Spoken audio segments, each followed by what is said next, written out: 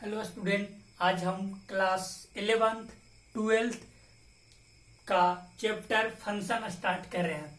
Function क्या होता है? Relation f from a set A to a set B is set to B a function if A has one and only one image in set B.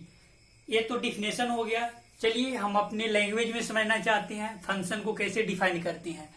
जैसे पिता और पुत्र की बात करेंगे, जो पृथ्वी पर संभव हो सकता है पिता और पुत्र के रिलेशन में।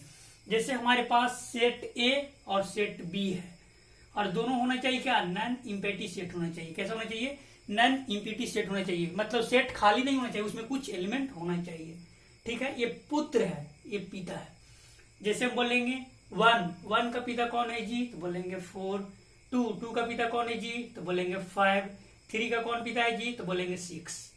अगर ऐसा हुआ, ऐसा संभव है, इसलिए क्या होगा? ये फंक्शन होगा। यदि पुत्र ए, यहां पर पिता बी है। अगर दो का बोलेंगे पिता कौन है जी? तो बोलेंगे 6। 3 का बोलेंगे तो कौन है जी? 6। 5 का बोलेंगे तो कौन है जी? 7। ये ऐसा संभव है कि नहीं है? बिल्कुल है। इसलिए ए भी क्या होगा? फंक्शन होगा। अब हम लोग इस पे बात करते हैं। ये पुत्र और ये पिता। बोलेंगे दो का पिता कौन है जी? ए। 3 का कौन पिता है जी? डी। अब हम लोग इस पे बात करते हैं। बोले ए का पिता कौन है जी? तो बोलेंगे 4। दूसरा बात बोलेंगे ए का पिता कौन है जी? तो यहां पर आ रहा है 5। कोई ऐसा संभव है जिसका पिता दो हो इस पृथ्वी पे? वैसा संभव नहीं है, इसलिए ये फंक्शन नहीं होगा। क्या होगा? ये फंक्शन नहीं होगा। ये फंक्शन नहीं होगा। अब इस पे बात करते हैं। इसका ए का पिता कौन है जी? 1। बी का पिता है कौन है जी? 2। पर एक बात भी ध्यान देना है, सी का जी कोई है ही नहीं है। कोई ऐसा संभव है जिसका पिता नहीं हो पुत्र हो सकता है? ऐसा संभव नहीं है, इसलिए फंक्शन ये भी नहीं होगा। अब हम लोग इस पे बात करते हैं। एक का पिता कौन है जी?